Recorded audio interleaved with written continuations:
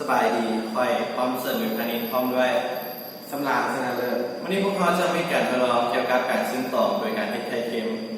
โดยน้ำพาโดยอาจารย์สินสมัยคำศรีส่วนผู้ประกอบมีดังนี้เกลือเนาะเกลือเขาใส่เกลือตามเงินครัวประมาณ150 กรัม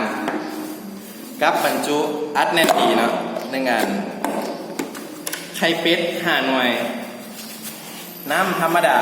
600 กรัมหรือ600 มิลลิลิตรแล้วก็หม้อต้มน้ำร้อนเนาะต่อไปเราจะมาเริ่มการทดลองกันเลยเนาะก่อนที่เราจะเทน้ำลงไปในหม้อต้มให้มันข้นกันนะ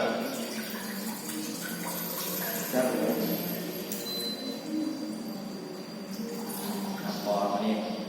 ทากับมันก่อน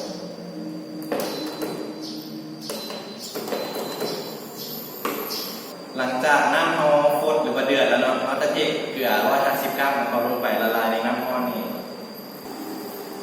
ว่าพร้อมมันเลยแล้วเขาก็จะปิดไฟเนาะแล้วก็คนให้เกลือละลายแล้วก็ปะน้ำเกลือนี่ให้มันเย็นก่อน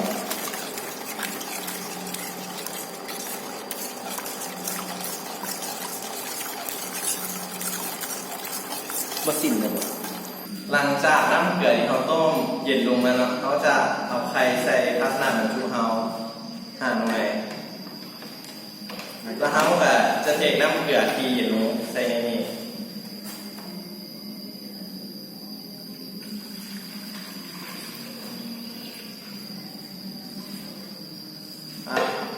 เขาจะเห็นว่านี่ไข่มันลอยเนาะเขาจะเอาฝานี้อัดเพื่อให้ไข่จมลงมาทึกหน่อยฝานี้ทับเมี่ยนให้ไข่มันจมลงทุกหน่อยนะ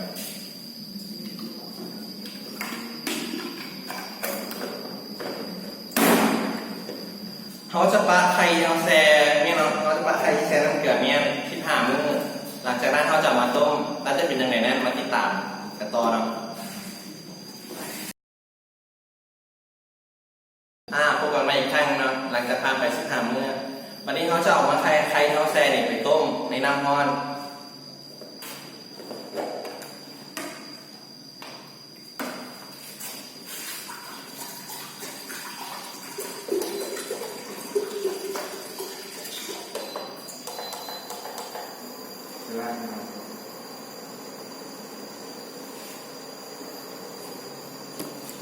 หลังจากผ่านไป15 นาทีเนาะไข่เขากับสุกแล้วเขาจะตักไข่ออกมาให้มันเย็นนะแล้วเขาจะมาพาพิสูจน์ดูว่าไข่เค็มเขาจะเป็นจังไดหลังจากไข่เขาเย็นตัวลงแล้วเนาะเขาจะมาพาดูว่าไข่เค็มเขาจะเป็นลักษณะจังได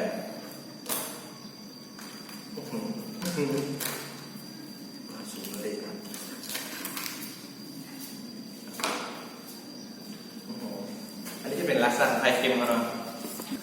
เขาจะเห็นว่าสีของไข่เค็มมันจะสีเข้มขึ้นเนาะแล้วเขาจะมาพาพิสูจน์เทียบกับไข่ต้มธรรมดาเป็นยังไง